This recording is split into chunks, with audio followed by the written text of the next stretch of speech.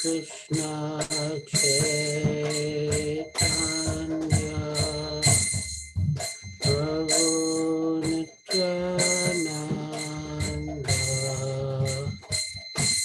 Shri Advaita Gadadhar Shivasari Gaur Bhakta-vrinda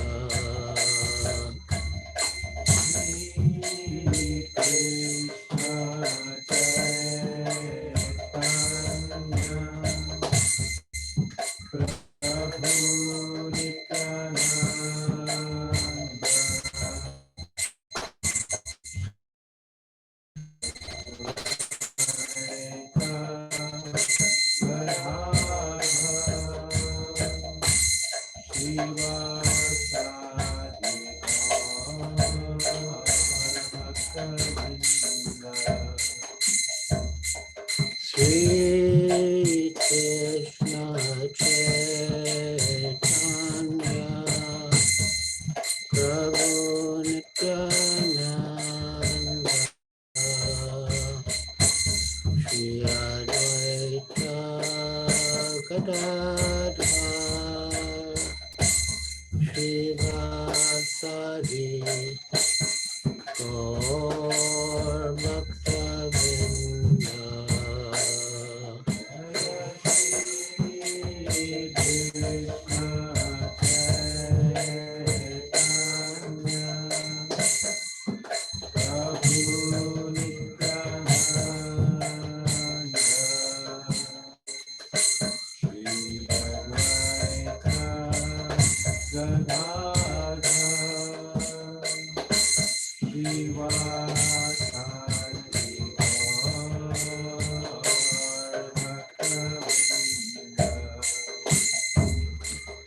Sri Krishna Chaitanya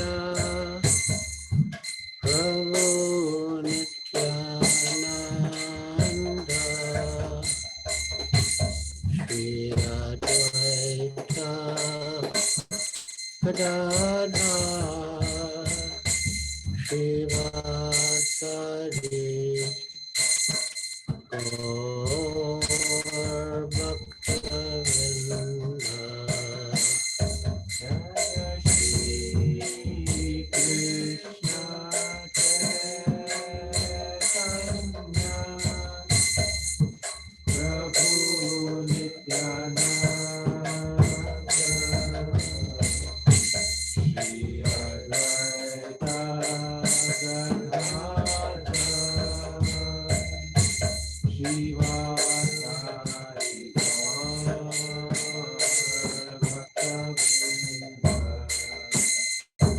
Hare Krishna, Krishna Krishna, Hare Hare, Hare Rama, Hare Rama, Rama Rama, Hare Hare. Hare Krishna,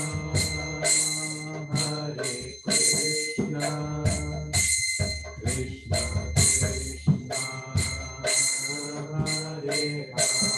Hare, Hare Rama, Hare Rama, Rama Rama, Hare Hare. Hare Krishna, Krishna Krishna, Hare Hare,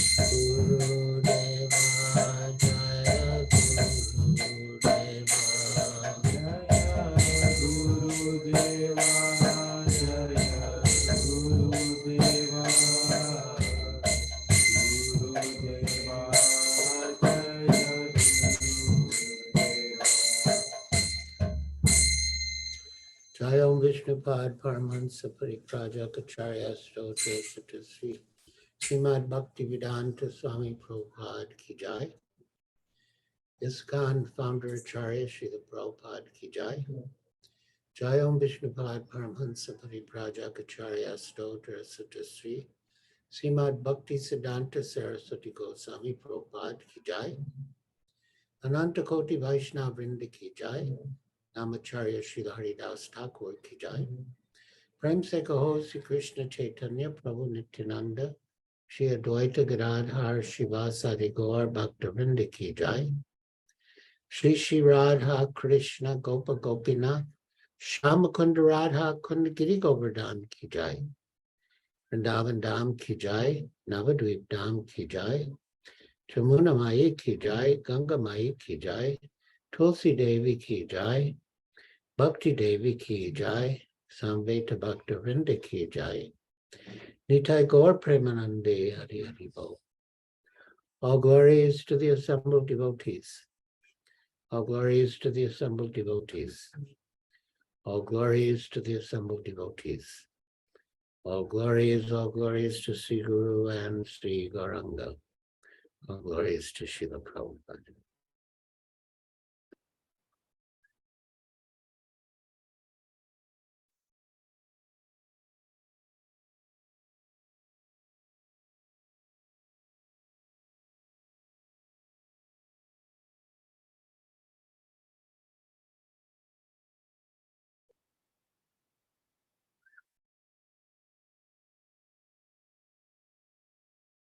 Hare Krishna, my dear devotees. Now we shall read from Srimad-Bhagavatam, Canto 1, Chapter 19.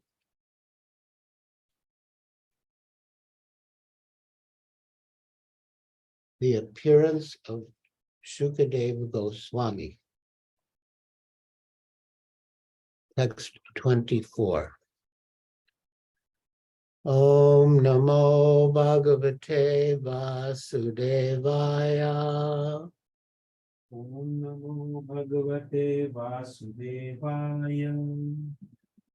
Om Namo Bhagavate Vasudevaya. Om Namo Bhagavate Vasudevaya. Om Namo Bhagavate Vasudevaya. Om Namo Bhagavate Vasudevaya. Tatas cha Cha va Va prichayam Vichayam imam Imam vipriche Viche vishrabya Vishna vipra Vipra iti Iti krityachayam Vityapyam sarvatmana Sarvatmana mriyamanais Niyamanis cha Cha krityam Krityam shuddham Shuddham cha Cha tatram risatabhyuta Tatra Krityam tata chava pritchamimam viprichate vishrabya vipra iti krityatatayam sarvatmanamri amanaistikyam idam tatatram yukata tascha prityam imam vipriche.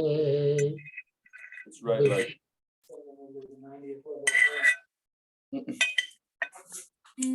It's a very rich area also. Vishramya vipra iti krityayatyam sarvatmanamri amanaischa krityam shuddham chatatram drishata biyukta tata as such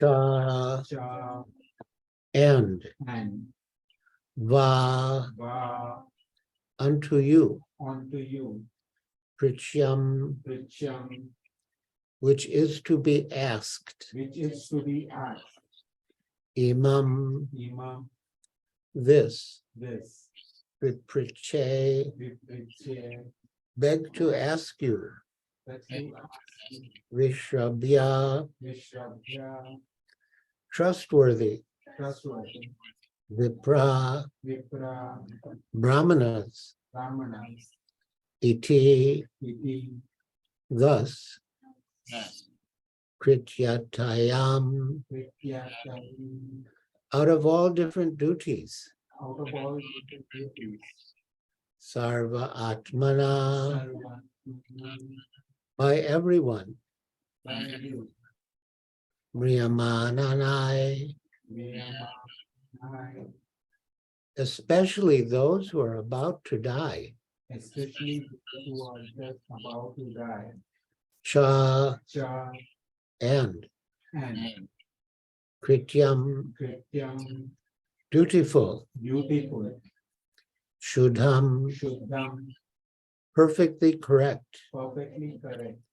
Cha Cha and and Tatra, Tatra, therein, therein, Amrishata, Mrishatya, by complete deliberation, by complete realization, Abhiyukta, Abhiyukta, just befitting. as befitting. Translation. O trustworthy Brahmins, I now ask you about my immediate duty. Please, after proper deliberation, tell me of the unalloyed duty of everyone in all circumstances, and specifically of those who are just about to die. Please repeat. O trustworthy Brahmins, O trustworthy Brahman, I now ask you about my immediate duty. I now ask you about my immediate duty.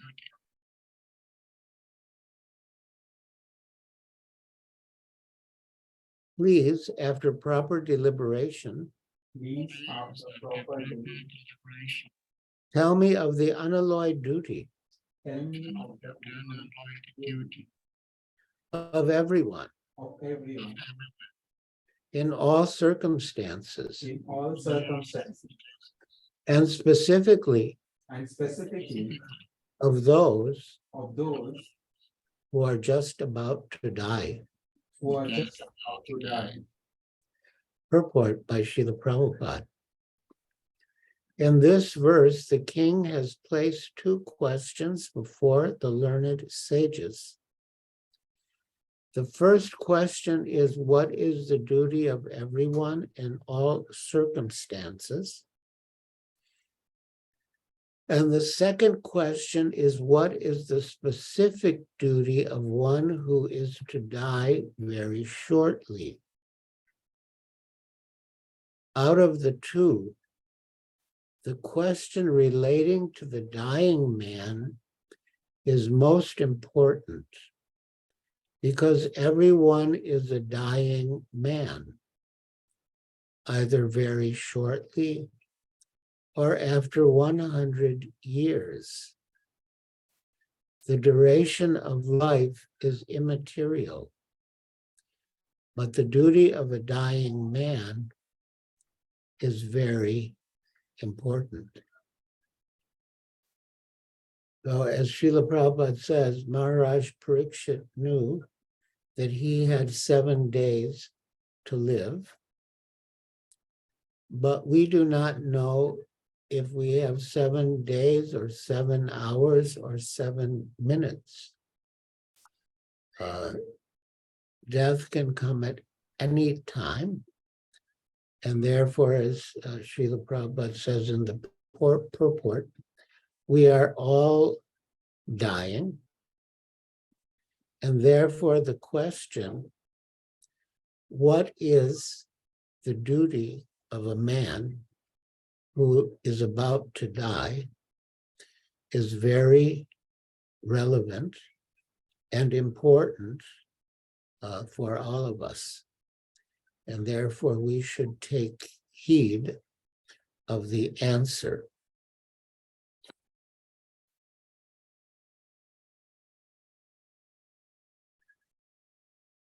So out of the two, the question relating to the dying man is most important, because everyone is a dying man, either very shortly or after 100 years.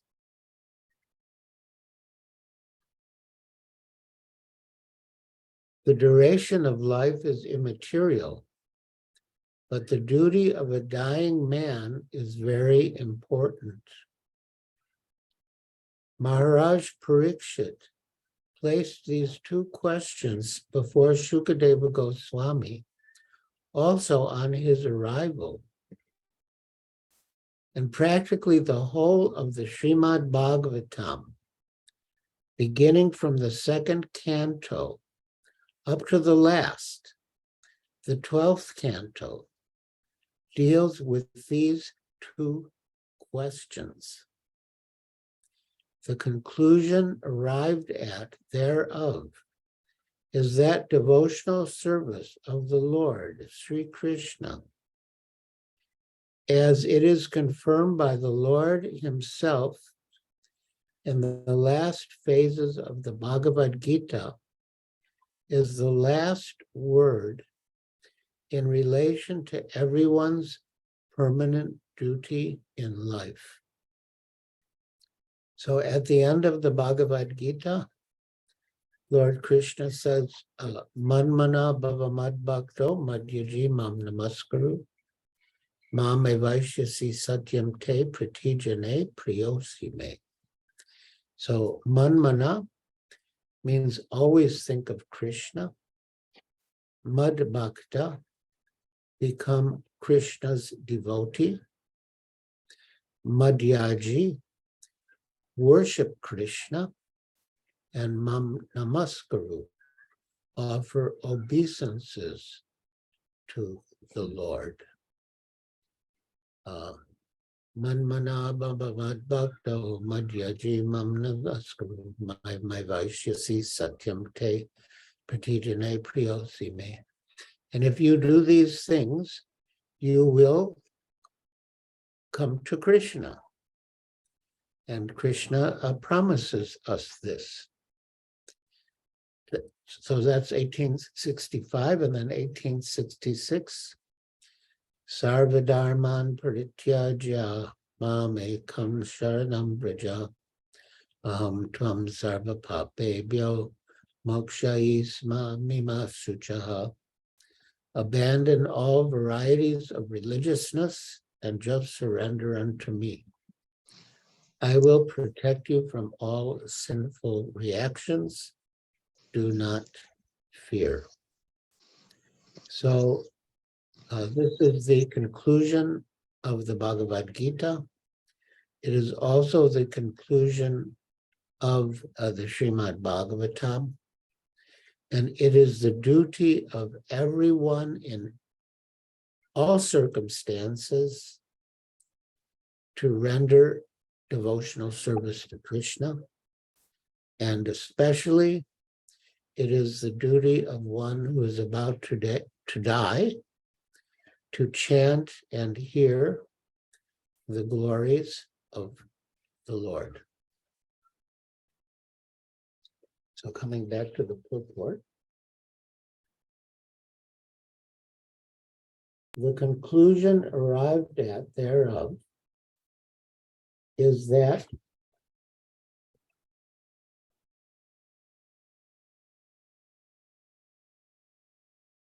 devotional service of Lord Sri Krishna, as it is confirmed by the Lord himself in the last phases of the Bhagavad Gita, is the last word in relation to everyone's permanent duty in life. Maharaj Parikshit was already aware of this fact, but he wanted the great sages assembled there to unanimously give their verdict on his conviction so that he might be able to go on with his confirmed duty without controversy. So this is another important point.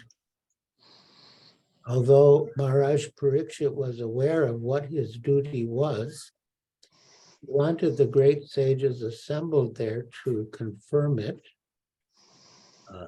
so that he could proceed with their blessings and there would be no controversy in the matter.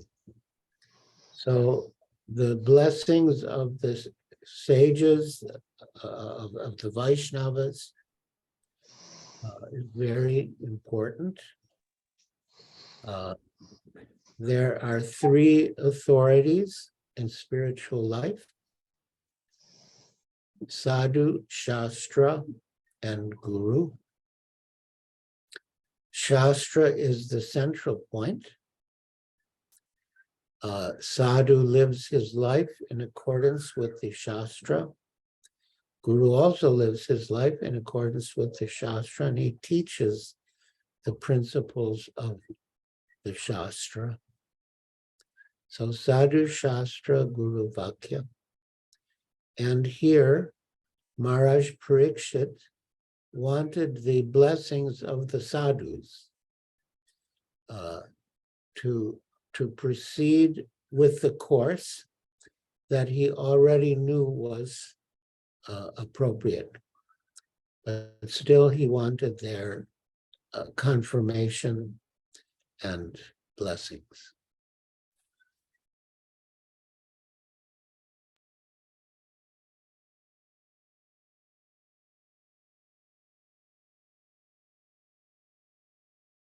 He has especially mentioned the word Shuddha, or perfectly correct.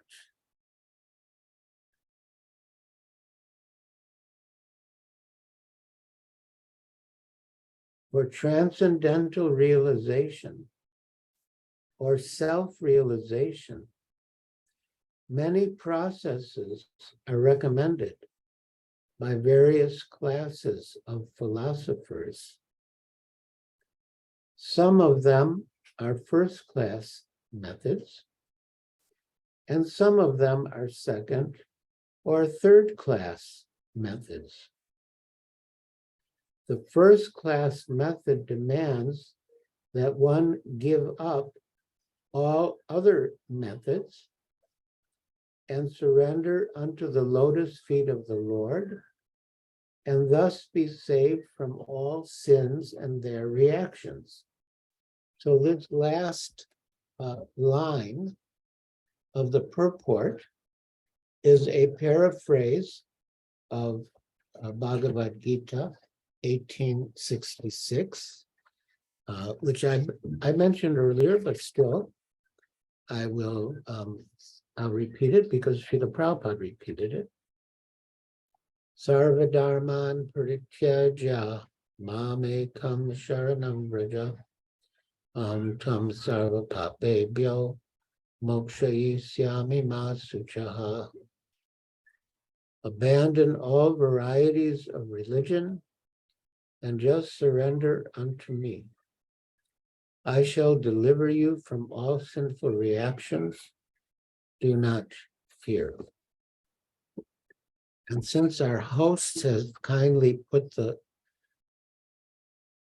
purport on the screen, we'll also read the purport because it is so important and relevant.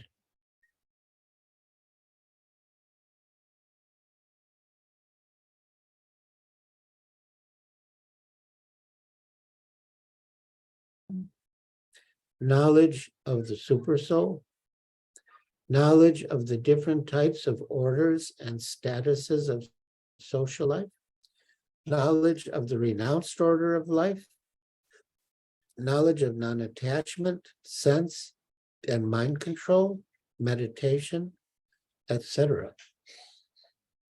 He has described in so many ways different types of religion. Now, in summarizing Bhagavad Gita, the Lord says that Arjuna should give up all the processes that have been explained to him. He should simply surrender to Krishna. That surrender will save him from all kinds of sinful reactions, for the Lord personally promises to protect him. In the 7th chapter, it was said that only one who has become free from sinful reactions can take to the worship of Krishna. Yes, yesham tvantagatam papam. That is a very important verse, which says that one who has yesham twantagatam papam, one who has become free from sinful activities and has engaged in pious activities. So yesham twantagatam papam, jananam punyakarmanam, te dvandva moha nirmukta, bhajanti mam dridavritaha. Persons who have acted piously in previous lives and in this life, and whose sinful actions are completely eradicated, are freed from the dualities of delusion, and they engage themselves in my service with determination. So that is the verse to which Srila Prabhupada is alluding here in the purport, in the 7th chapter. It was said that only one who has become free from all sinful reactions can take to the worship of Lord Krishna. Thus, one may think that unless he is free from all sinful reactions, he cannot take to the surrendering process. To such doubts, it is here said that even if one is not freed from all sinful reactions, simply by the process of surrendering to Sri Krishna, he is automatically freed. There is no need of strenuous effort to free oneself from sinful reactions. One should unhesitatingly accept Krishna as the supreme savior of all living entities. With faith and love, one should surrender unto him. Now, what is the process of surrender? Srila Prabhupada explains in the next paragraph. The process of surrender to Krishna is described in the Hari Bhakti Vilas 11.676.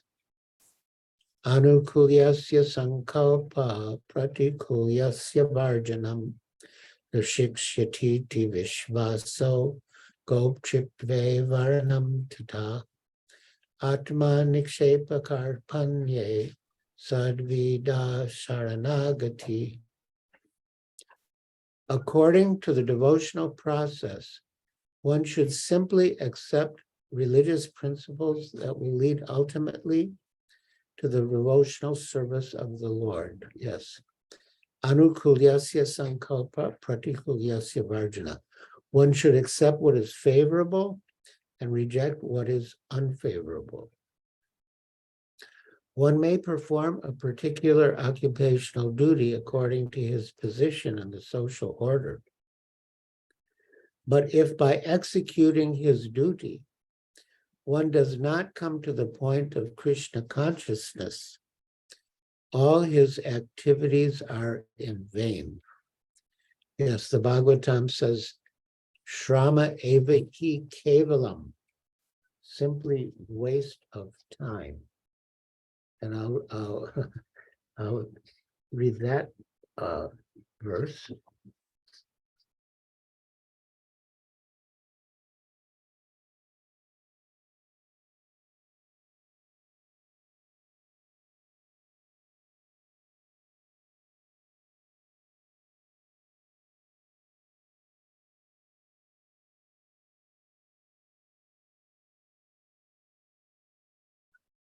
That's Srimad-Bhagavatam, chapter 1, text, Canto 1, chapter 2, text 8. Dharma sanustita pumsam vishwakshena katashuya notpadaya dyati ratim shrama eva hikevalam.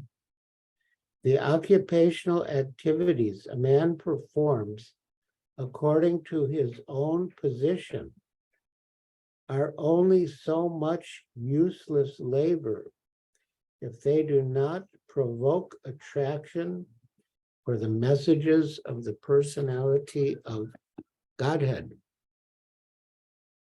And since our host has been kind enough to put up the translation and purport. We'll also read the purport. There are different occupational activities in terms of man's different conceptions of life. To the gross materialist who cannot see anything beyond the gross material body, there's nothing beyond the senses. Therefore, his occupational activities are limited to concentrated and extended selfishness. Concentrated selfishness centers around the personal body. This is generally seen amongst the lower animals.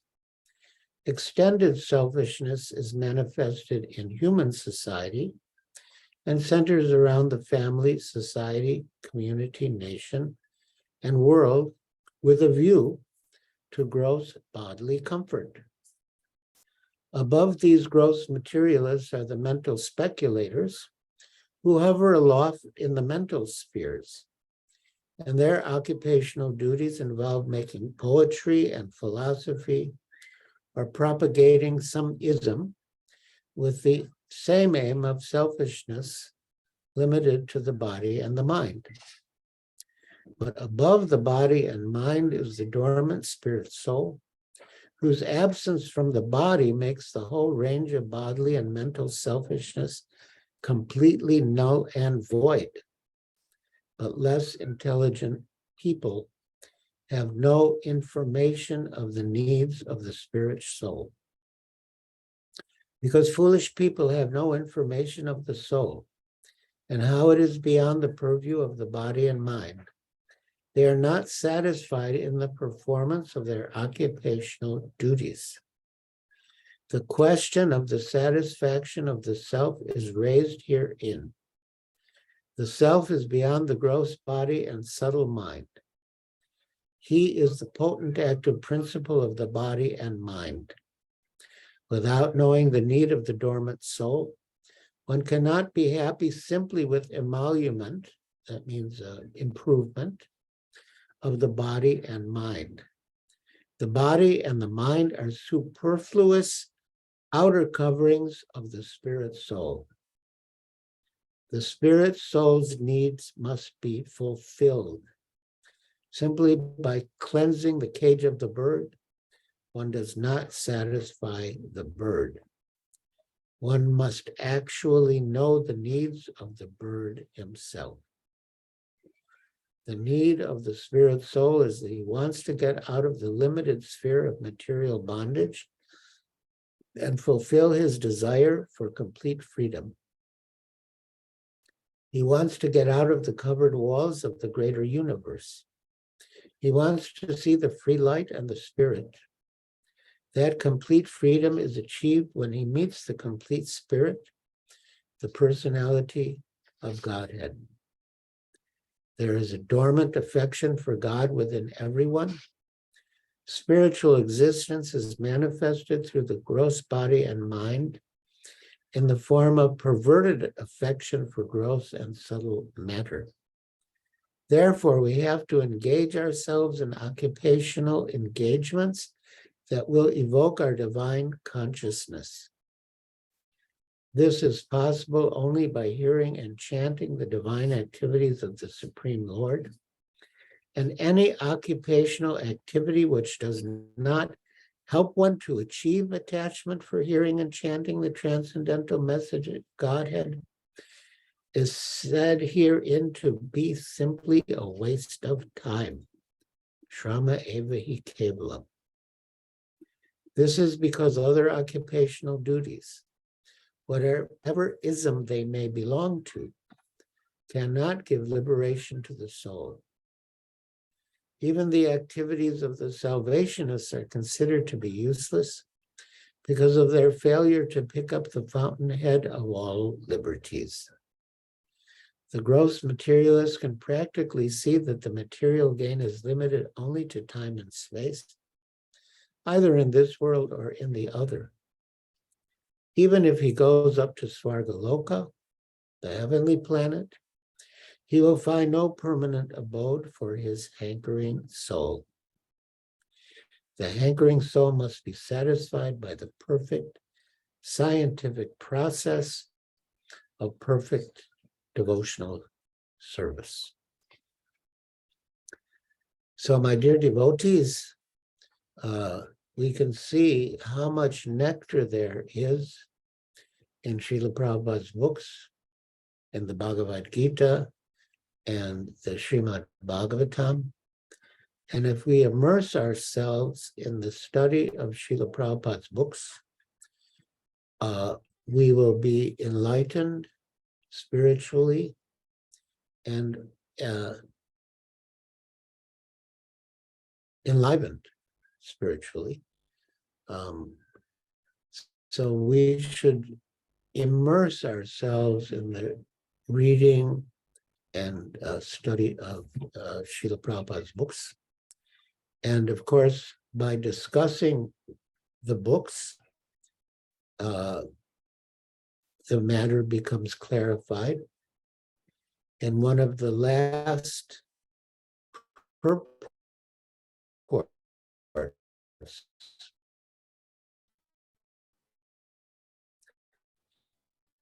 that Srila Prabhupada dictated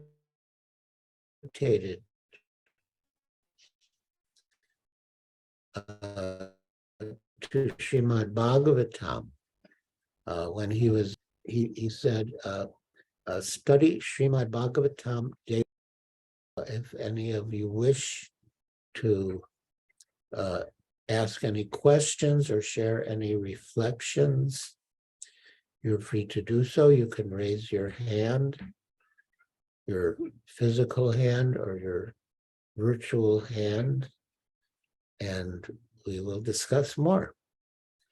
And as far as possible, also I request the devotees to put their cameras on so we can see your moon-like faces and it will be more personal.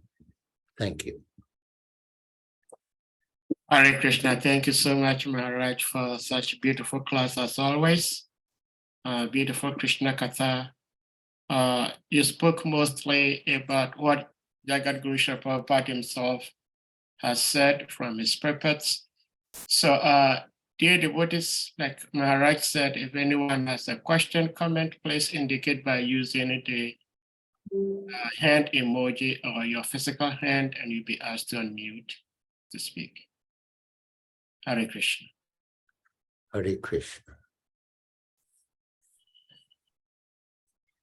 Maharaj, I had read about a prayer that one gopi prayed to Krishna, that just by thinking of Krishna, you get so much bliss and satisfaction. And what to speak of having him personally, directly with you and rendering direct service to him.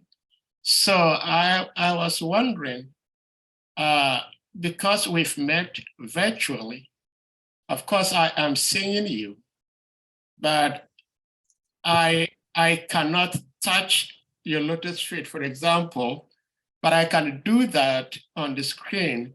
My question is, does that have like the same impact as seeing the person in person? Like we've met virtually, we've seen you, you've seen us. Hopefully we deriving some blessings. But is this the same as meeting the person in person? Hare Krishna, Maharaj. Hare Krishna. Well, Achintya Veda Veda Tattva, it is inconceivably one and different. It is the same because you're hearing the words, the transcendental sound vibration, and you also get to ask questions and get answers. But there is a benefit to being in the presence of a sadhu in person. A sadhu, and I'm not speaking about myself, it doesn't apply to me necessarily, but But a sadhu is infused with bhakti shakti. And so when you're in his presence, some of that bhakti shakti can reach you. So I would say if you can associate in person with a sadhu, you should take the opportunity. But even otherwise, hearing from the sadhus on the internet is also very beneficial. So both are good. Thank you so much, Maharaj. So, did what is anyone with a question, comment, please?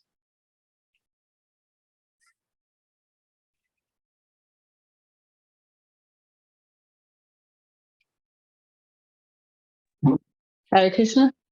Hare Krishna, Gail, yeah, we can hear you. Go ahead. Hare Krishna Maharaj. Oh, let me see. Put it on my camera, how that works. Okay, yeah. So, yeah, I have a question, but I want to follow up on Sahadeva's question first. So, I was wondering whether the Shakti of, a pure devotee, or I guess maybe even any devotee, can it not, is it really restricted by technology?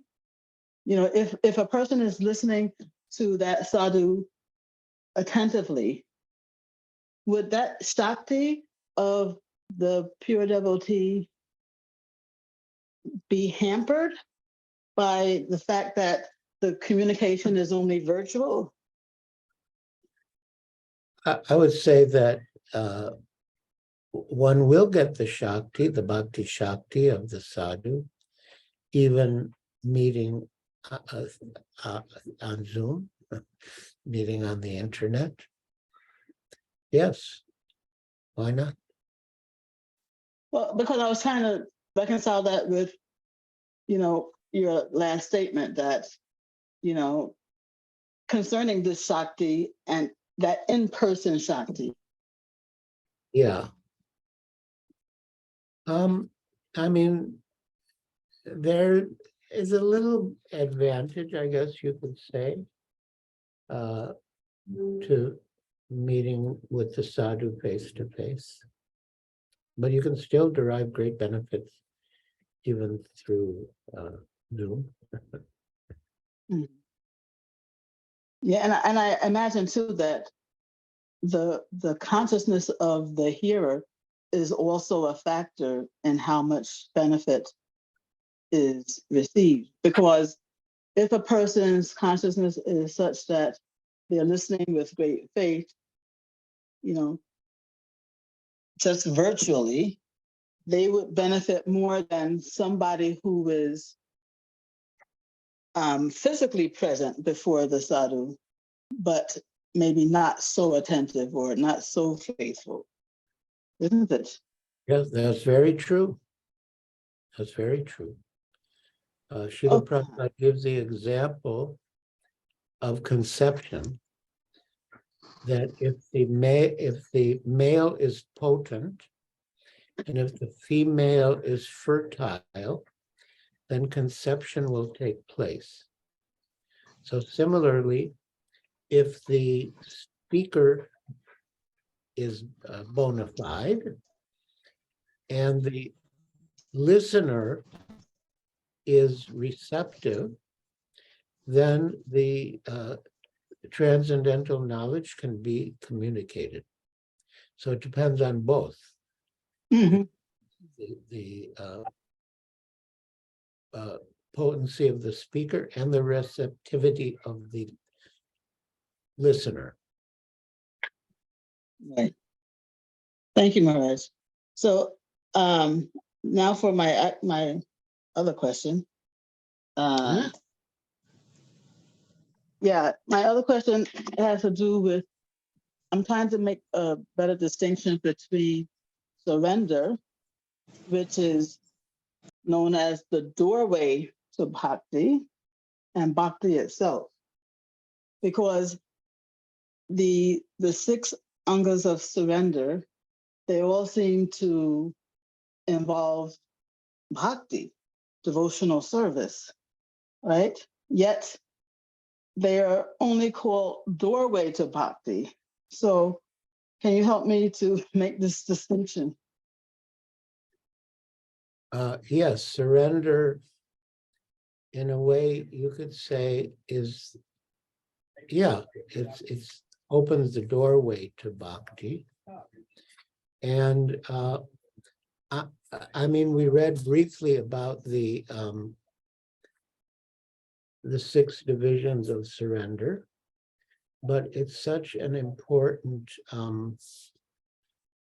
point that I think I would like to read about that in more detail, because it will really help us in our spiritual advancement if we can apply those. So the verse is, as quoted in CC Madhya 22:100, Anukulyasya sankalpa pratikulyasya varjanam rakshasya titi vishvaso goptripre varanam tata atma nikshepa karpanye sadvida sharanagati. Translation. The 6 divisions of surrender are the acceptance of those things favorable to devotional service, the rejection of unfavorable things, the conviction that Krishna will give full protection, the acceptance of the Lord as one's guardian or master, full self-surrender, and humility. And Srila Prabhupada explains in his purport, one who is fully surrendered is qualified with the 6 following characteristics. The devotee has to accept everything that is favorable for the rendering of transcendental loving service to the Lord. 2, he must reject everything unfavorable to the Lord's service. This is also called renunciation. 3, a devotee must be firmly convinced that Krishna will give him protection. No one else can actually give one protection. And being firmly convinced of this is called faith. This kind of faith is different from the faith of an impersonalist who wants to merge into the Brahman effulgence in order to benefit by cessation of repeated birth and death. A devotee wants to remain always in the Lord's service. In this way, Krishna is merciful to his devotee and gives him all protection from the dangers found on the path of devotional service. 4, the devotee should accept Krishna as his supreme maintainer and master. He should not think that he is being protected by a demigod. He should depend only on Krishna, considering him the only protector. The devotee must be firmly convinced that within the 3 worlds, he has no protector or maintainer other than Krishna. 5, self-surrender, that's Atmanikshepa. Self-surrender means remembering that one's activities and desires are not independent. The devotee is completely dependent on Krishna, and he acts as he thinks Krishna desires. 6, the devotee is meek and humble. Lord Krishna states in the Bhagavad Gita 15:15, Sarvasya chaham hridisani visto matas mitirgyanam apohanam cha Vedaischa sarvair aham eva vedyo Vedanta krit Vedavit eva chaham. Quote, I am seated in everyone's heart, and from me comes remembrance, knowledge, and forgetfulness. By all the Vedas, I am to be known. Indeed, I am the compiler of Vedanta, and I am the knower of the Vedas, end quote. Situated in everyone's heart, Krishna deals differently according to the living entity's position.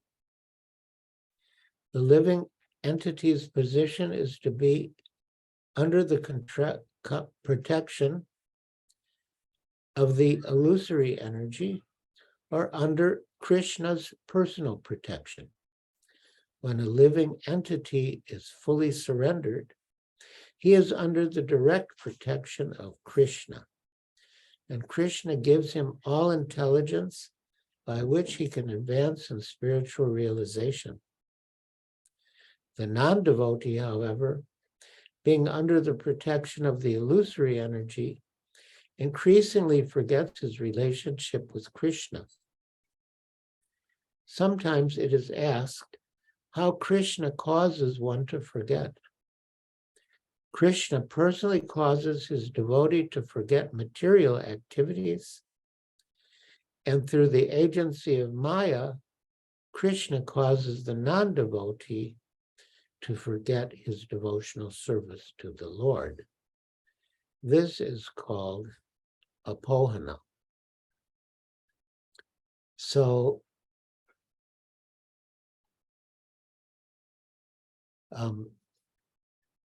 yes,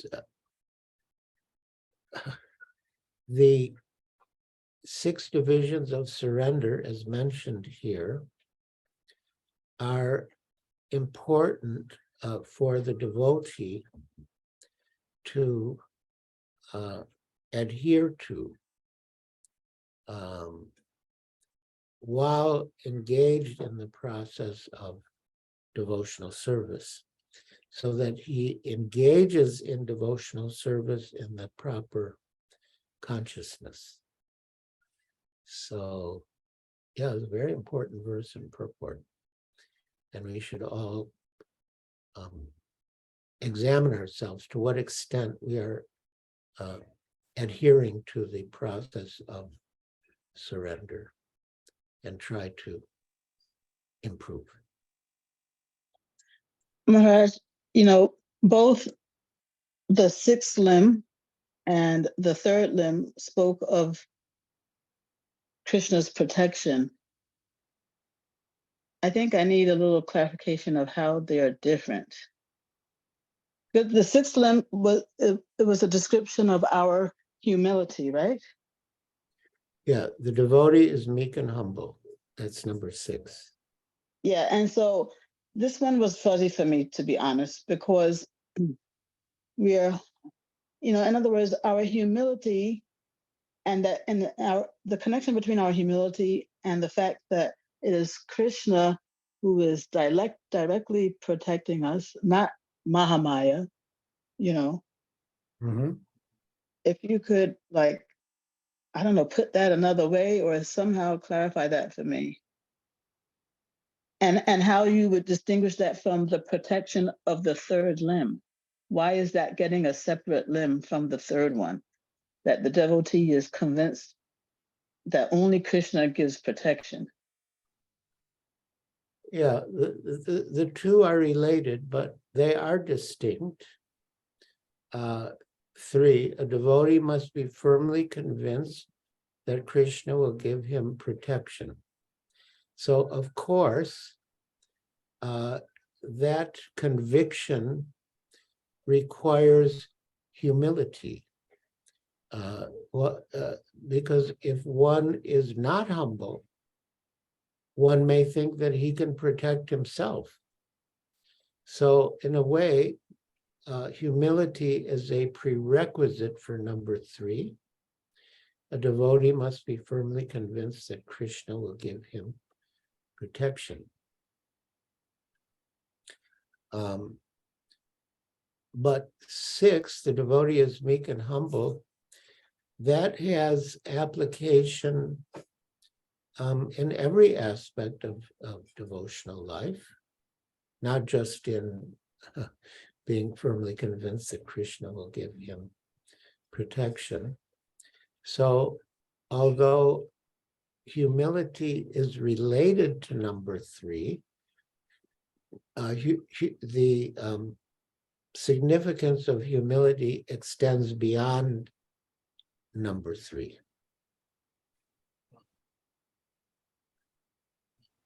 Okay, yeah, I know. I mean, I know humility is a very big word, multifaceted word. Yes. But, still one last thing about surrender is that, when we say one of the lenses to accept anything favorable, for example, for example, just attending this class or reading or so many limbs of devotional service, they are favorable. Those are considered favorable for devotional service. So why do we say, therefore, that accepting things favorable for devotional service is only a doorway to bhakti, not bhakti itself? Well,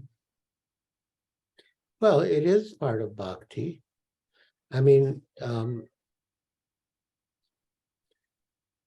doorways implies that it's only leading to bhakti. It gives you, puts you in a good position for bhakti, but that's not the same as saying it is bhakti. Well, Srila Rupa Goswami gives the definition of bhakti. Anya vilasita sunyam jnana karmadi anavritam anukulyena Krishna anushilanam bhakti uttama. So that the same word anukul is there.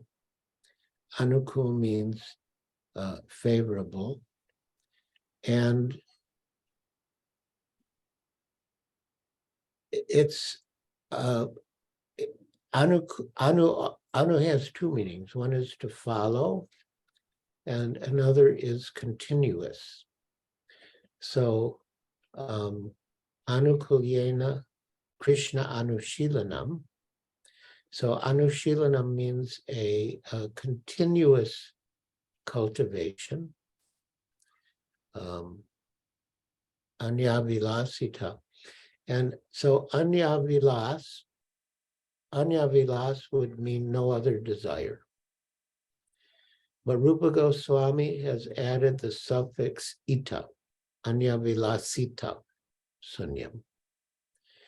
And Srila Vishwanath Chakravarti Thakur has explained the significance of the suffix ita to mean that under ordinary circumstances, the devotee has no other desire. But in extreme circumstances, such as if the devotee is being attacked by deadly weapons, the devotee may pray for protection. His general mood in executing devotional service is not to pray for material protection or anything for himself. But Vishwanath Chakravarti Thakur says the significance of ita, anya vilasita sunyam, is that although in ordinary circumstances the devotee doesn't pray for anything for himself, but in extreme circumstances, such as if the devotee's life is being threatened, he may do so. And that is not a violation of the principle of pure devotional service. So Yeah. I mean, yeah, that process of surrender. I mean, you could say it like opens the door to bhakti, but it's also part of the consciousness of a devotee who is engaged in devotional service. So it's not really separate from bhakti either. Well, thank you so much, Maharaj. We have most fallen hand raised, but before we go to most fallen, Maharaj, the answer you gave to Ms. Gill's question, what personally I'm realizing is that devotional service is quite different from anything material in the sense that, materially speaking, the means is always different from the goal.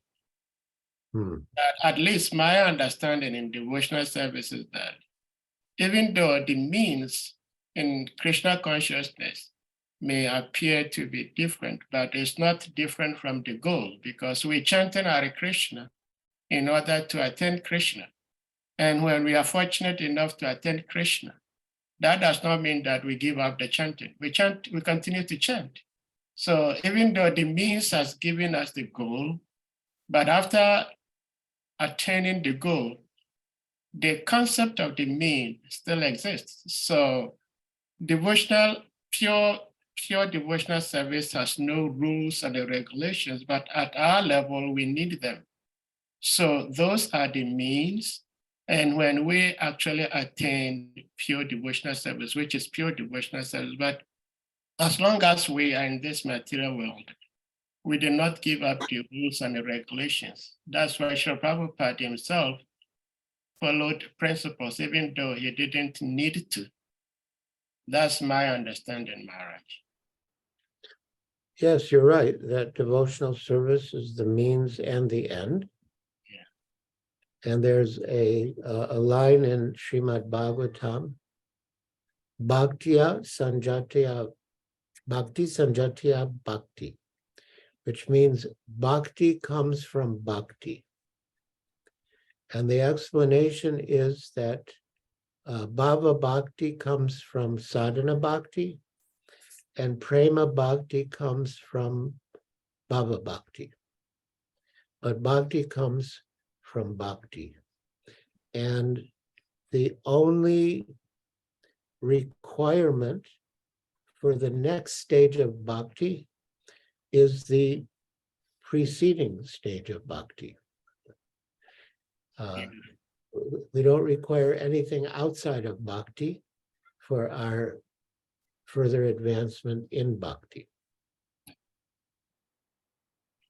Thank you so much, Maharaj. So we go to most fallen. What a beautiful name. Please unmute. If possible, turn on your camera, please. Vachakapatamicha, Pipasin Hubecha, Patitanam, Papnavio, Namo Namaha, peace I humble obeisance, season, all glories to Shilpai, all glories to the devotees. Can you hear me? Yes. You're breaking up, but we can hear you. You can hear me now? Yes. Maybe you may have to turn off your camera. We're not seeing anyway. Maybe your camera is interrupting with your audio. Actually, I have turned off the camera, and now is it possible to hear me better? Oh, I'm okay, go ahead and talk. I think Maharaj can still hear you. Maharaj, it's so wonderful to see you as the sun is rising here in Arizona. My eyes have already seen the sun by seeing your lotus face. And can you hear me? Yes. Yes. You have not only cleansed our eyes of all the sin, but and sinful repercussions, but you have also bathed us with your words of wisdom and the Bhagavad Gita as well as the Srimad-Bhagavatam. So now I feel so clean that my shower was insufficient compared to your words. And I am happy to see you smiling, and I hope that you are well today. So I was thinking, I thank you, Gail, for all the wonderful things that you asked of Maharaj. It is so important to have a student like you who engages the teacher and enlightens him. And we pray that your day is wonderful, and I pray and I thank you for your action in your life. Can you hear me? Yes. Yes. And I just wanted to praise and glorify you because I am too fallen to be like Gail to ask you any intelligent questions. So I wanted to praise you and love you from a distance. I do feel that I have no I'm honored to be asked to be involved in your service, but I want more of your service. I want more of your service. Oh God, please help. And I thank God for all of the what he said. I'm going to do my foolish fallen self. I just hope that I have. Oh, I was going to say, Prabhupada said that the pictures are windows to the virtual world. So I have a picture to the spiritual world, and even by just seeing Maharaj's face on a picture, you can be cleansed of your sinfulness. And Prabhupada said that just by looking at these wonderful. And the face of a pure devotee is even greater. That's why we look at Prabhupada's face, because Prabhupada is a pure devotee like Maharaj. So everyone, we see the we are purified, and if that is a doorway to service, then I pray that I can keep entering into those doorways, and those doors are always open unto all of us, as well as my poor, humble, fallen self. All glories to you and your service. Hare Krishna. Hare Krishna. Hare Krishna. Thank you. Hare Thank you Krishna. so much. She was breaking up at some points, but I hope you heard her, am I right? I did. Yeah, thank you. So anyone else with any question or comment, realizations, please? Let's do that before Maharaj leaves. I can't stop anything. See, Maharaj, I was making reference to the difference between our material experience and that of the spiritual. And the last sentence of the verse we discussed, Prabhupada was making emphasis on first class, second class, third class service to Krishna. And he was emphasizing on the first class. So in a material sense, everybody wants to be a first class in everything. Nobody wants to be referred to as a second class or third class. And in the purport, Prabhupada explains that a first class devotee is one who surrenders 100% to Krishna. I mean, there are many of us who are trying to serve Krishna, but many of us trying to serve Krishna are not first class because we are not fully surrendered to Krishna.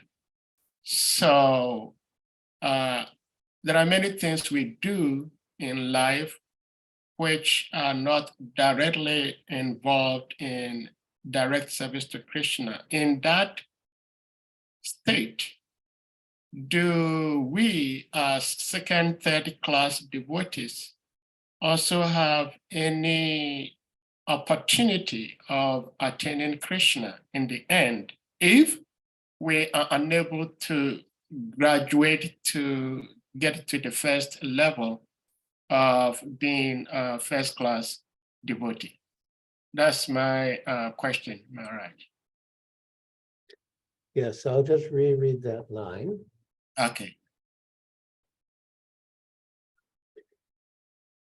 For transcendental realization or self-realization, many processes are recommended by various classes of philosophers.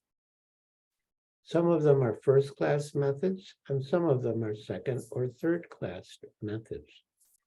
The first-class method demands that one gives up all other methods and surrenders unto the lotus feet of the Lord, and thus be saved from all sins and their reactions. Sarvadharman parityaja, mamekam saranam vraja, tvam sarvapapebhyo mokshayisyamima suchata.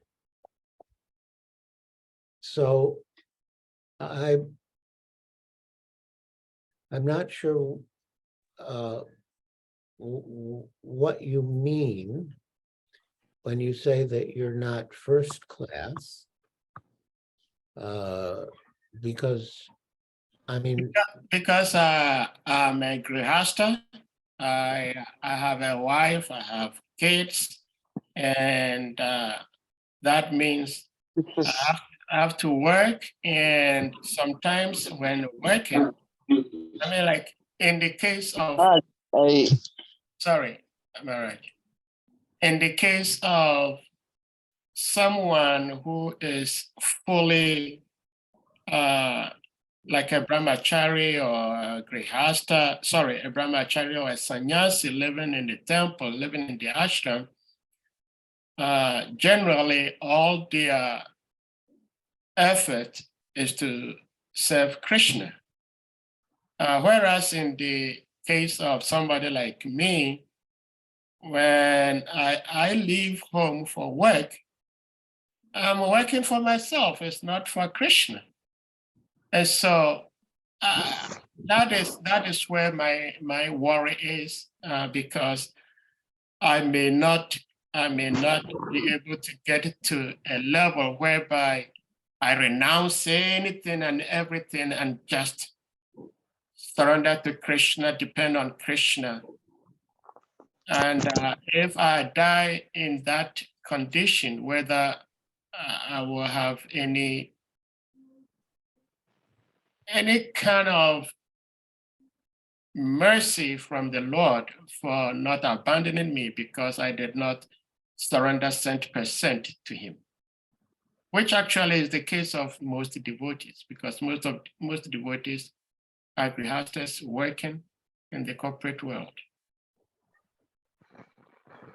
yes, being a householder and working does not mean that you are outside of Krishna consciousness. You say you're working for yourself, but I don't see it that way. You're working so that you can maintain your Krishna conscious lifestyle and the Krishna conscious lifestyle of your family members. There's no such thing that a grihasta cannot be a first-class devotee, or a grihasta cannot go back home, back to Godhead. So I think that you're earning money to support your Krishna conscious lifestyle and the Krishna conscious lifestyles of your family members is not outside of devotional service. And, you know, I don't see that you're abandoning Krishna consciousness, and I expect that Krishna will give you his mercy at the time of your death so that you can come back to him. Thank you so much, Maharaj. I mean, this is a blessing on my knucklehead, but I think it's a blessing to almost every devotee who is just like me. We're struggling so hard in the corporate world, and sometimes we hope we just brahmacharis. When I was a brahmachari living in the temple, that was like the best of my life as an adult. You know, I didn't have much things to worry about, but now I have so many things to worry about. So, but I really appreciate your answer and the blessings also. Thank you, Maharaj. Okay, nice. Jai. So anybody else with a question or comment before we let Maharaj go? If there's no one else, I do have, is there somebody else? Yes, there is a hand up and then we'll come to you later, Gail. Imagori, please unmute.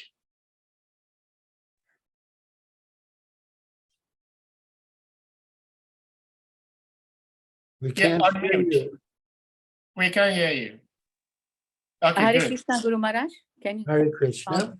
Hare Krishna. Please accept my humble obeisances. All glory to Srila Prabhupada. This topic, devotee has asked about grihasthas not being first-class devotee. It just reminds me of something that His Holiness Bhakti Charu Swami told us when he was in his last trip in Malaga. In various occasions, he has said it. He said, I really appreciate the services the grihasthas are doing, because I mean, Krishna, it's multiplied, like it's a lot of effort, because grihasthas have to, go out to work and maintain their families, and at the same time, you're keeping your Krishna consciousness. He was giving the grihasthas more credit than himself, because he was saying, I'm a sannyasi, I don't have any other business to do except to preach and all. But if, in spite of being a grihasthas, if you're doing the preaching work and maintaining your Krishna consciousness, Krishna takes that much more in account.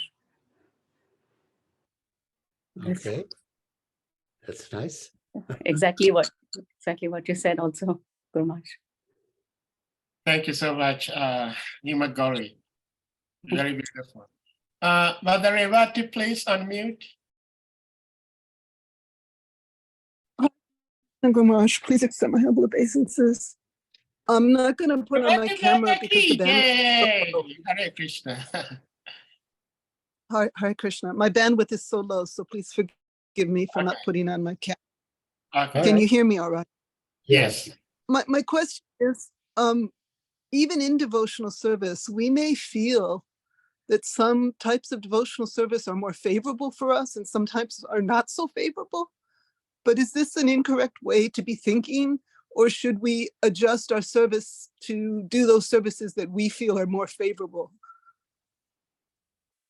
What do you mean by more favorable? Well, some types of devotional service we may find difficult because working with other devotees, we may find that, there may be some politics. We may find that difficult to tolerate, or that may disturb our faith. Well, it depends on the requirements of the service. If service that is difficult for you is not required to be done by you, then you can give preference to service that is more congenial to you. But if the situation demands that you do some service that puts you in a situation that ordinarily you wouldn't want to be in, but still, for the sake of the service, you may have to tolerate being in that situation. But all other factors being equal, you can engage in service in a situation that you find congenial. Thank you, Guru Maharaj. Thank you so much, Mother Revati. So, anyone else with any question, please? Maharaj, I have one last question. I believe this will be my last question. And that has to do, no, please, can I ask? Maharaj, I have to ask first. Can I ask my question? I've been asking lots of questions. Yes, you can ask. Okay, thank you, Maharaj. So I would like to share the verse on the screen. So this is the opening sentence. In this verse, the king has placed two questions before the learned sages. The first question is, what is the duty of everyone in all circumstances? And the second question is, what is the specific duty of one who is to die very shortly? Out of the two, the question relating to the dying man is most important because everyone is a dying man, either very shortly or after 100 years. So, and Srila Prabhupada goes on to say that from cantos 2 to 12 are all trying to expand on these two questions that Maharaj Parikshit put to Shukadev Goswami. We see that Maharaj Parikshit was a very prosperous and a very busy emperor. But when he got the news that he was going to be bitten by this snake bird in 7 days and die, he gave up everything, and 100% was meditating on Krishna. And we all know by his grace, we now have, we now have the Srimad-Bhagavatam. So Srila Prabhupada used to say that Maharaj Parikshit knew that he was going to die in 7 days. But what about us? We do not even know. We may not live up to 7 hours. And so if we have this mindset that we're going to die at any second, which is an obvious fact, and therefore we have to fully 100% dedicate ourselves to Krishna and nothing else. I'm wondering how we're going to be able to live as we are living now. So in effect, my question is, how do we live our lives in such a way that we think that death can come at any second, any minute, not even in 7 days, as Maharaj Parikshit did know, and at the same time, work and perform our duties as we're supposed to. Sometimes I think about this and I feel I am wasting my valuable time, because if I know that I'm going to die tomorrow, obviously I'm not going to go to work today. I will stay home and meditate and do many things. But because I am not thinking I'm going to die tomorrow, I go to work. So please, Maharaj, help in this way. Hare Krishna. Well, I mean, we should be conscious of death and live our lives in such a way that we'll be able to pass the final exam at the time of death and think of Krishna. But that doesn't mean that, if you knew you were dying tomorrow, you wouldn't go to work. But as we discussed, you have to go to work to maintain your Krishna conscious lifestyle and the Krishna conscious lifestyle of your family members. And that's also not outside of Krishna consciousness. So the idea is, whatever you do, it should be connected to Krishna, and you should, as far as possible, be aware of the connection with Krishna, that it's ultimately required for you to maintain your Krishna conscious lifestyle.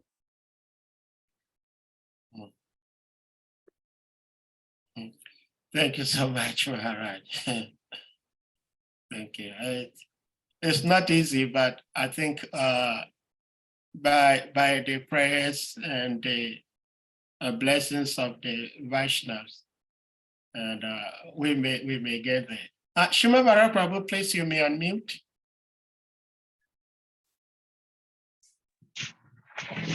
Dandavat Pranam Maharaj, all glories to Prabhupada, all glories to your holiness, all glories to the assembled devotees. Sade Prabhu's question that is actually bothering my mind. I'm wondering why it is difficult for us as practicing devotees to see why it is difficult for practicing devotees to not see their work as part of devotional service. I mean, separating their work from Krishna or from devotion, because that's not our philosophy. If we as practicing devotees are having problem seeing our work as a service to Krishna, then I'm beginning to think that there's something that is out of place in our practice and in our philosophy.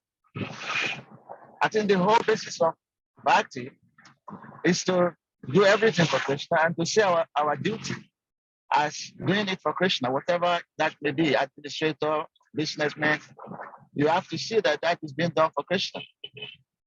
Even the Muslims, they learn how not to separate their work from their devotion.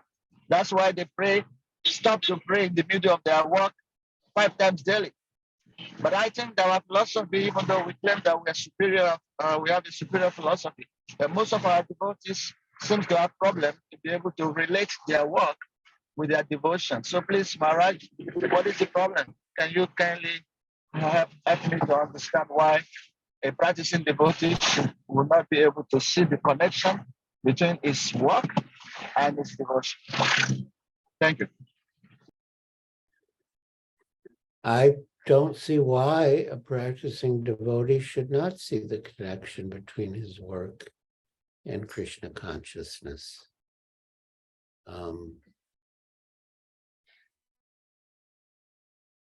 He's working again so he can maintain his Krishna conscious lifestyle and the Krishna conscious lifestyles of his family members. And beyond that, to whatever extent he's able, he can contribute his earnings to the cause of Krishna consciousness. And he can even think, if I earn more, then I can give more for Krishna consciousness. So I don't see why it should be a problem to connect one's work with Krishna consciousness.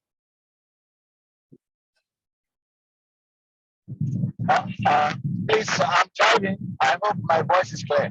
Thank you, Maharaj. But I think there is a problem, or where the problem may lie. Maybe it's a speculation, but this is how I feel. That sometimes, like Krishna says, that we should not do another person's work. That it is dangerous to do somebody else's work. So I think this problem may arise if we actually don't feel very comfortable with what we're doing, and we probably think that we should be doing something else. So I think this problem may arise. And in that case, what do you advise, Maharaj? Yes, Krishna says it's better to perform your duty imperfectly than someone else's duty perfectly. But what is your duty? That's the first question. And after you determine what your duty is, then do it as well as you can.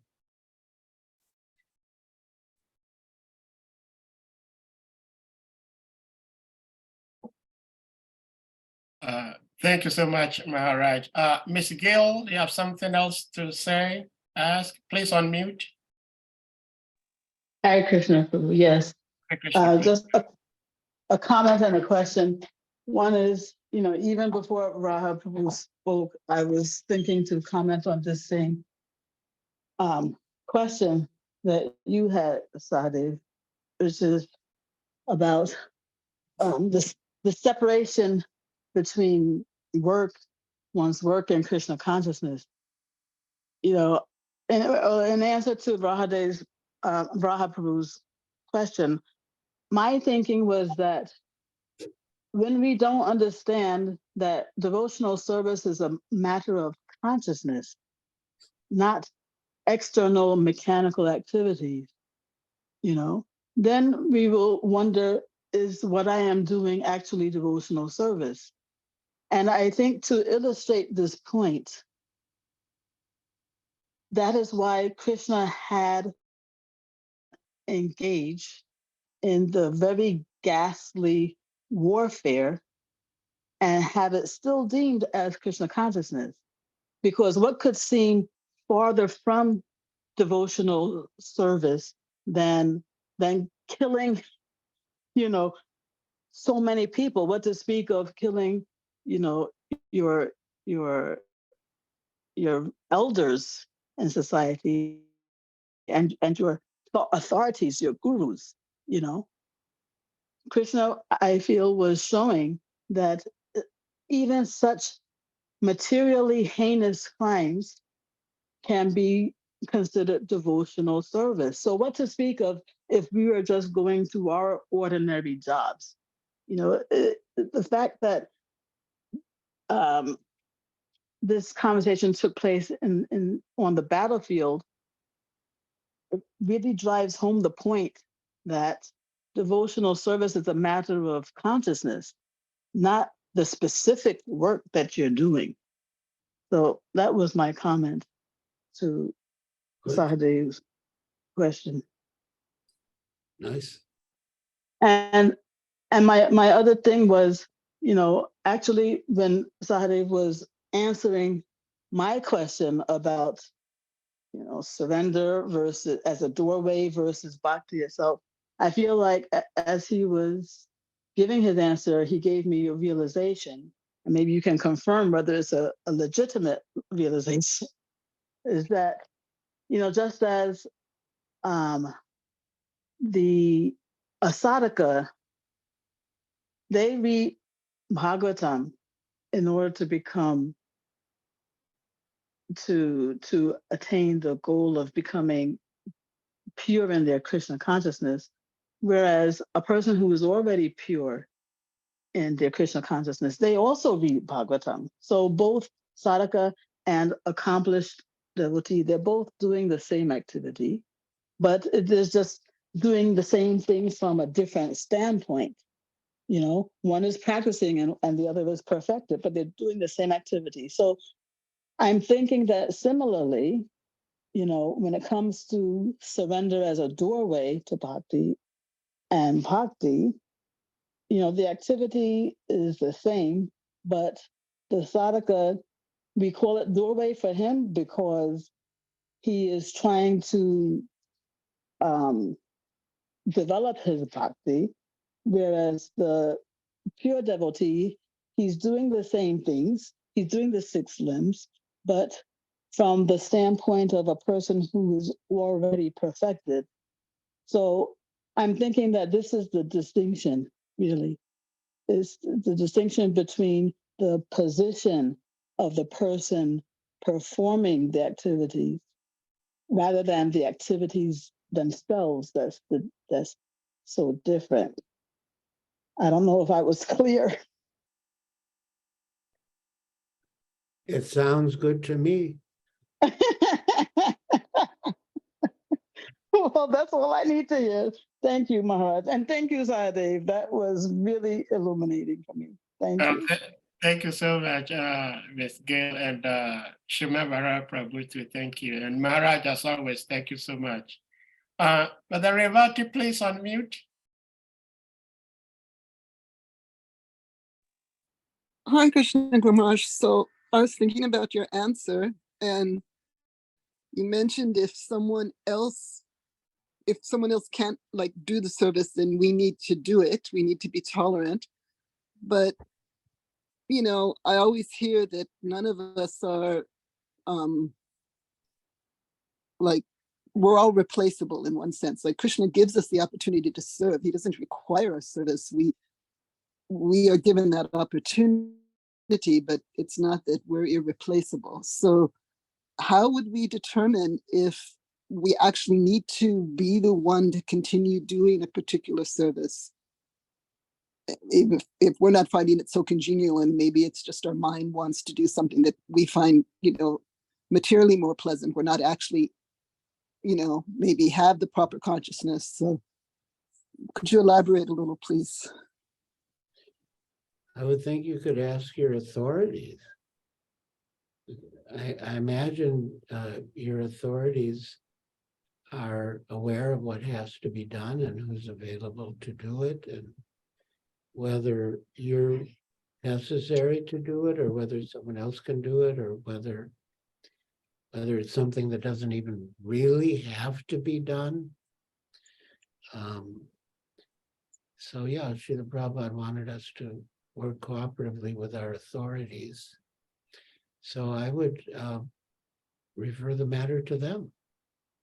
I mean, you can explain humbly and respectfully what your personal preference would be. And I would think if it's possible, if it's practical, your authority would accede to your request. But there might be a situation that does require you to do some service that ordinarily you wouldn't want to do in that situation. And then again, I think you just have to tolerate it and try to take shelter of Krishna, the holy name, and the philosophy of Krishna consciousness. So you can tolerate. Thank you, Kumash. Thank you so much, Maharaj.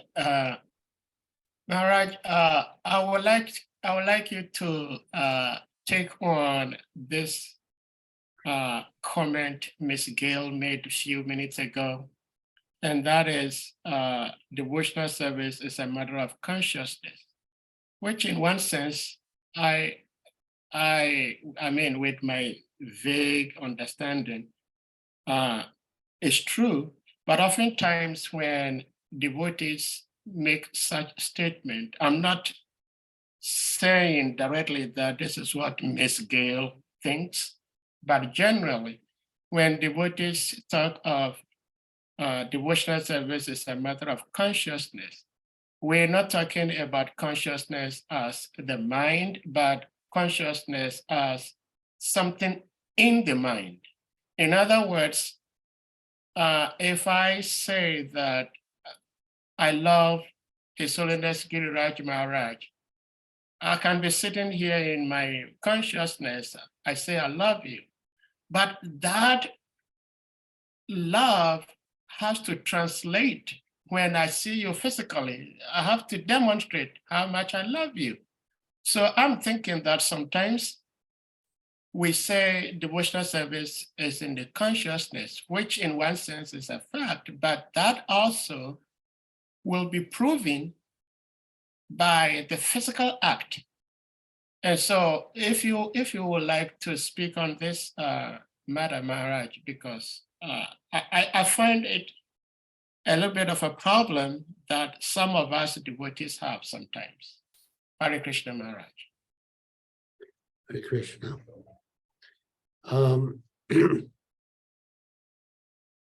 I don't exactly see what the problem is.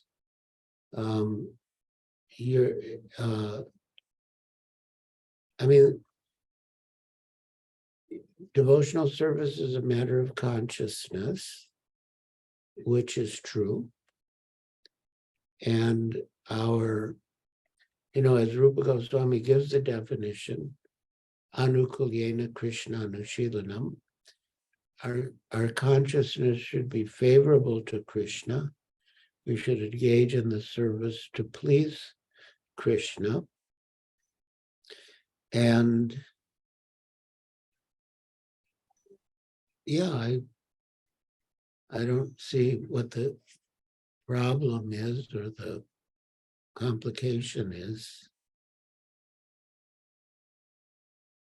Well, Maharaj, the problem is sometimes, because I heard from one devotee, I think Amarendra Prabhu, he's preaching everywhere online. And once he was saying that it is very particularly important we take notice how Srila Prabhupada translated bhakti. Srila Prabhupada translated bhakti as devotional service, because from what I heard Amarendra Prabhu say, bhakti means devotion. But Srila Prabhupada did not want anybody to sit down and say that I have devotion to Krishna, I have devotion to Krishna. It has to be practicalized. And so devotional service, which means if I have the devotion and there is the opportunity to manifest what I am thinking in my mind, then I should do it. But there are others who may say that devotional service is a matter of consciousness.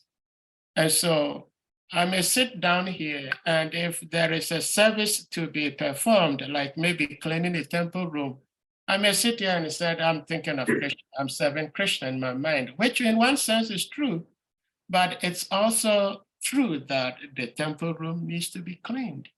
That's why I asked that if you may shed something on it. I agree. Other devotees have also commented on Srila Prabhupada's translation of bhakti as devotional service. And, we should be ready to do the needful when it comes to service. Like there was one morning walk conversation in Juhu, and His Holiness Lokanath Swami asked Srila Prabhupada, why have you prescribed 16 rounds? And Srila Prabhupada replied, I have not prescribed 16 rounds. I prescribed 16 rounds minimum. And Lokanath Swami said, but there are some devotees who are accepting for themselves a different number than 16. And Srila Prabhupada said, that's all right. They can increase the number from 16, but they cannot decrease the number from 16. And then Lokanath Swami said, well, how can we know if we're imitating Haridas Thakur? And Srila Prabhupada replied, well, if you're imitating Haridas Thakur by chanting more rounds, that's also good. And then Brahmananda Prabhu said, but what if there's service to be done? And Srila Prabhupada said, oh, well, if you say, I can't do the service because I'm busy imitating Haridas Thakur, that is very bad. So, yeah, we should be ready to do the service as required. And if not required, we can chant, that's also service.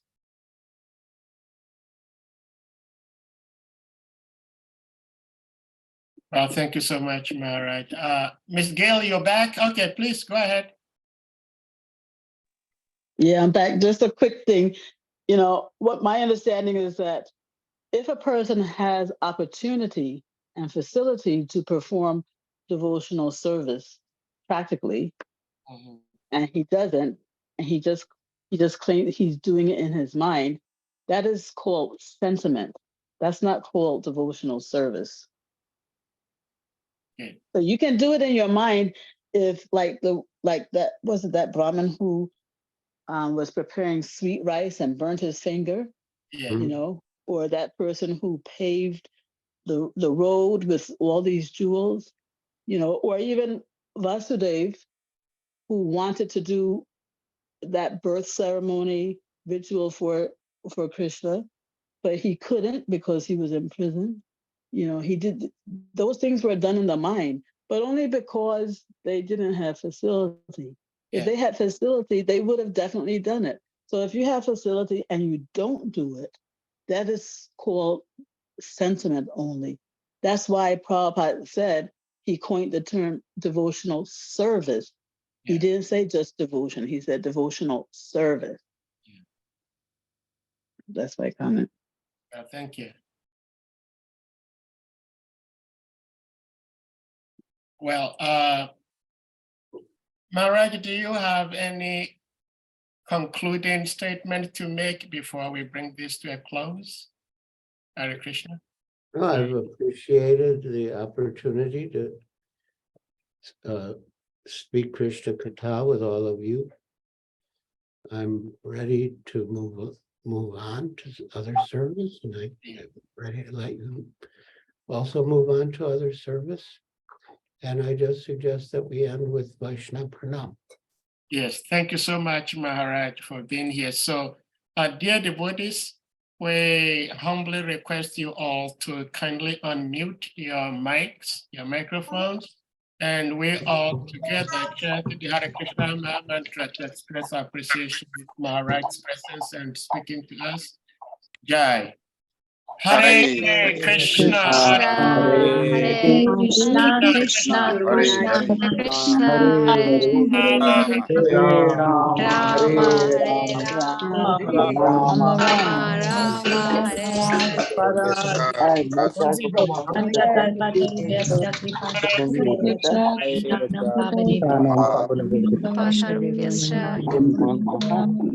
All glories to His Holiness Giriraj Swami Maharaja ki. Hare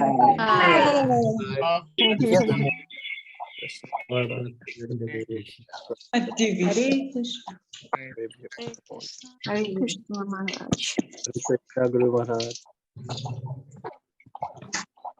Thank you all for being here today, and we are very much blessed.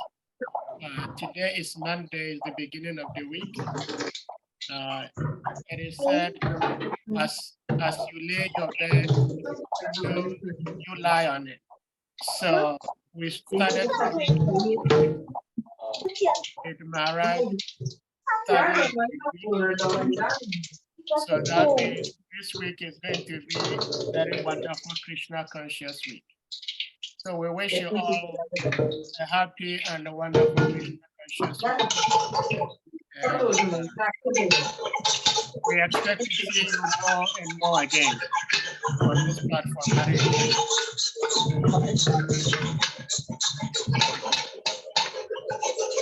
Hare Krishna. Hare Krishna.